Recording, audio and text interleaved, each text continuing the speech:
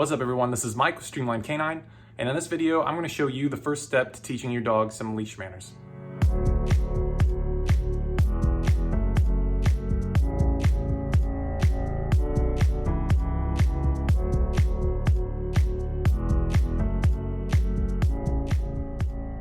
When I say leash manners, all I really mean is that the dog does not pull on the leash whenever it's attached to their collar. And also that the dog moves with the collar pressure instead of against it. Almost all dogs will push into collar pressure whenever they feel it. They will lean into the pressure whenever they feel it on the front of their neck. What we're gonna do in this first step is teach the dog to move with the collar pressure, not into it. First, let's go over what your dog will need. Your dog is going to need a good relationship with you, good food motivation, good engagement, an overall positive association to training, and at least one conditioned marker. Do not start this training until your dog meets all of those requirements, because if you try to force your way through this without those in place first, you run the risk of creating bad side effects. For example, you could get bit if you try to do this without first having a good relationship with your dog. So please, make sure you have all of those requirements in place first. If you'd like some guidance in establishing these things, whether completely from the ground up or just to make them better overall, then watch my playlist called The Foundations. In it, I cover everything from feeding schedules to markers, and then 4 different videos, 4 different parts to better engagement. That whole process will check all the boxes on this requirement list for your dog. Once you and your dog have those steps more or less mastered, then come on back to this video and then you can get started. Now let's cover what you will need. You're going to need a 6-foot leash, high value food, a flat collar, and or a training collar of your preference. And when I say training collar, I mean a collar that contracts when you apply tension to it. So this could be anything from a martingale collar to a choke chain or a slip lead or a prong collar. Now you don't have to use a training collar if you don't want to, but in my experience, I find that this process goes much more smoothly if you do, especially if your dog is a hard puller and has been for a long time. Also, at some point, I'll show you how to fade out the training collar so that you don't have to use it forever if you don't want to. One more piece of equipment you'll likely indirectly need is a harness. I'll go over why in more detail in a later video. But the short version for now is that once you start this training, you don't want to undo this training by allowing the dog to pull into their collar every other opportunity they get in their life. So instead, you're going to put them on a harness and just let them pull into the harness. The sensation is different. They're going to feel a pressure on their chest instead of their neck. That way, once again, you don't undo the collar pressure training that we're doing. Once they're completely trained, then of course we will use the collar. But while they're learning this, we're going to want to put them on a harness to keep them from undoing the training. So for example, if you just need to get from your house to the vehicle so you can go to the vet, instead of putting the dog on the collar and allowing them to pull you the entire way everywhere they go, just put them on a harness and let them pull into the harness. That way you don't undo your training. Now that we got all that out of the way, let me show you what this first step looks like. So the first thing we're going to want to do is select the type of collar or leash that we're going to use. So what you need to consider is your dog's temperament and their sensitivity, and also how long they've been pulling for or how hard of a puller they are. So if you have a very sensitive dog with a very gentle temperament, then you're probably going to want to use either a martingale collar or a slip lead. You could even possibly get away with using a flat collar if the dog is especially sensitive. But having a collar that contracts is going to be handy for this because we're going to use a little bit of what's called negative reinforcement.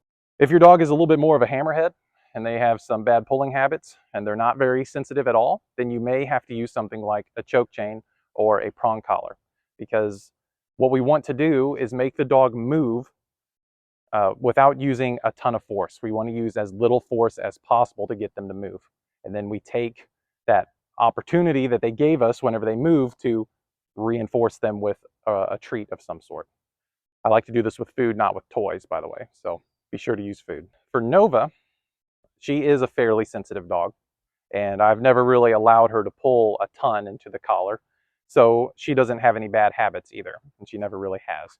So that's why whenever I originally taught her this, I did it on a slip lead, is what I've used. And so that's what I'm going to do now. So for those of you who don't know what a slippy lead is, all it is it works just like a choke chain, honestly. It's just that it's not metal. You know, the dog puts tension into it and it slips and it catches them like that. And we're going to use that pressure to teach them to move with it instead of into it. It doesn't really matter what kind of training collar you're using.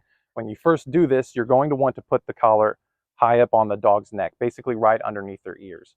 And it's not because we're looking for a ton of sensitivity, it's just because a dog's neck tapers.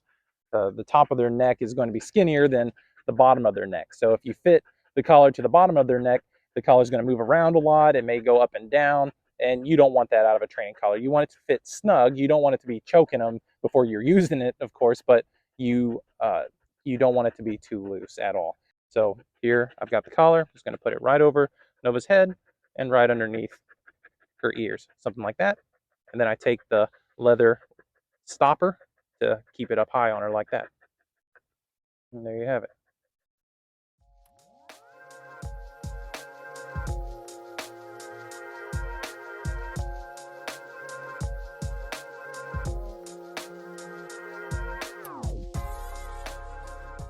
So the first thing we're going to teach the dog is to move backwards against the barrier. So the reason why we use a barrier is because whenever you first do this with a dog that's brand new to it, they're going to fight it. They're going to be like, what in the world is going on?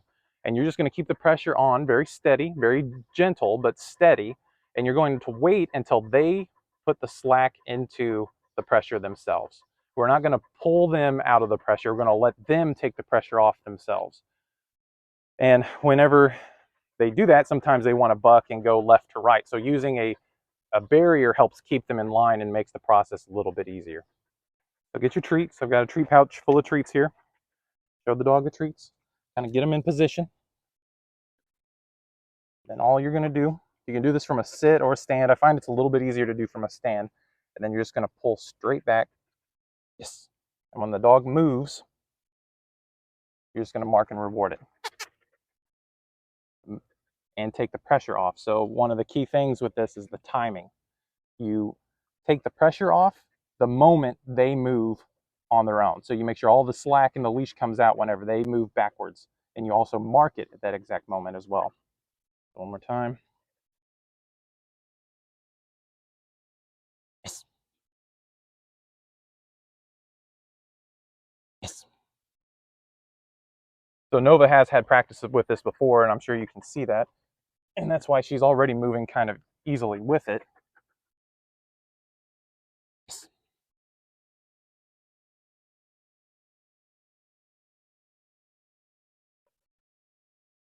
Yes.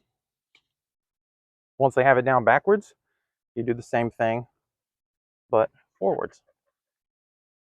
You may have to turn the collar around. And you're just going to pull in a straight line towards you. Yes. When the dog moves, mark and reinforce it, take the pressure out. Yes.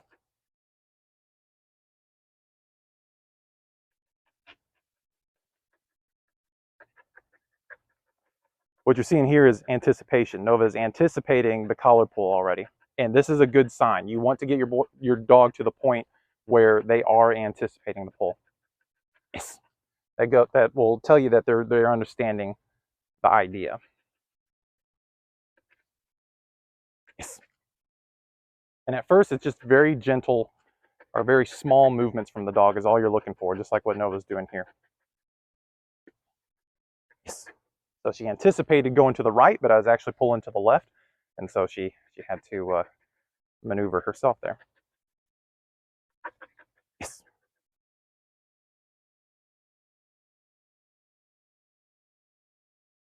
Once the dog is showing that they understand going forwards and backwards, you could try going left to right. Yes.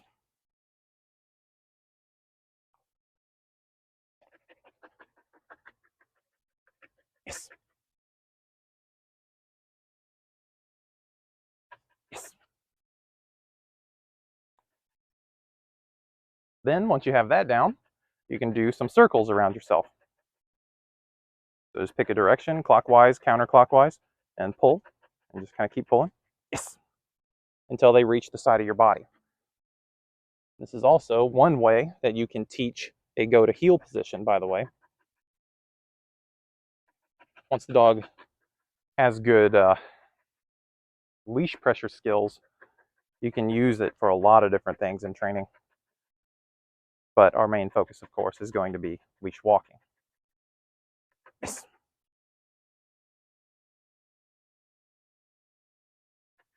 Yes.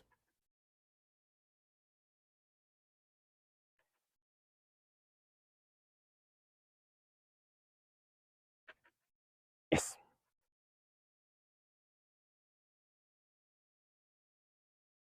Yes. And there you have it. Once you start seeing that your dog is moving in all directions and responding to the leash pressure that way, then we're ready to go on to the next step. So if your end goal is to be able to do this without a training collar, so without the prong collar, choke collar, slip lead, martingale, whatever, and you want to be able to walk your dog nicely on just a flat collar, then I would recommend going through this process again after you have taught the dog to move nicely on your training collar. So we know Nova has the training collar idea down. So now I would repeat the process and just use her flat collar. If I could find her leash, what did I do with it? There it is. Put it on a standard flat collar. There's nothing special about this collar at all. This is a red collar. And you're just going to repeat the process. Maybe start on the wall again. And what you'll likely notice is that you may have to apply a little bit more force than you were with the training collar, but they should respond to it a little bit easier than they would have if you didn't do the training collar to begin with. So, but the idea is the exact same. Yes. Yes.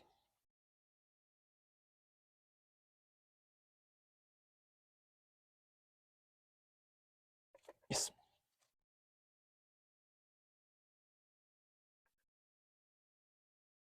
Yes. Yes.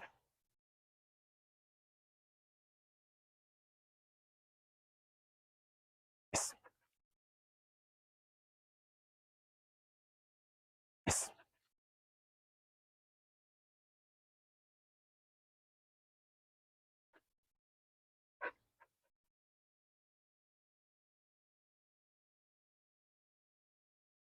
Yes. So I figured I'd take some time to show you guys what this process looks like on a dog that hasn't had nearly as much practice as Nova has. So I went ahead and got my other dog, Leica, out, who has done this before in the past, but it's been years now, and she only did it maybe once or twice then. So she's not nearly as fluent in this as Nova is. And what you'll notice is in the beginning here, she's much more resistant to the pressure than Nova was. And this is totally normal. This is what nearly every dog is going to do initially. And that is they're going to fight that tension instead of move with it. But that's the whole point of this drill. That's the whole point of this process, is to teach them to move with it instead of against it. So all you're going to do is just keep the tension on, keep the pressure on, and do not take it off until the dog moves with it, even if it's just a small amount at first. As soon as they move with it, even just for a split second, mark it, take the pressure off, and then follow up with a reward. If you feel like you have to pull your dog really, really hard to get them to move, then you're probably better off bumping up your training collar choice. So if you're using a slip lead, for example, and you're still having to pull on your dog pretty hard to get them to move, then I would recommend bumping up to either a choke chain or a prong collar.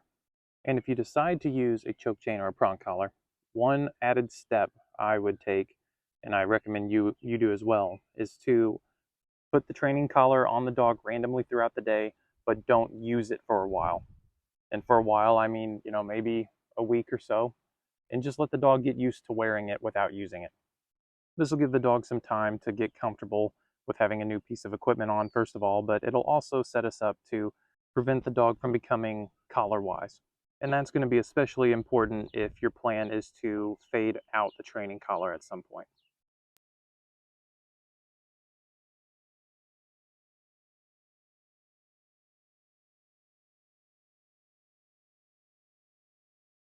So in the next video, what we're going to do is take this leash pressure idea, this collar pressure idea, and blend it with our engagement that we've already done. To teach the dog to pay attention to that leash pressure even whenever the handler is moving, even whenever you're moving. And the drill looks almost identical to what you've already seen in the engagement series. The only difference is now that the dog is going to be practicing being very, very light on the leash.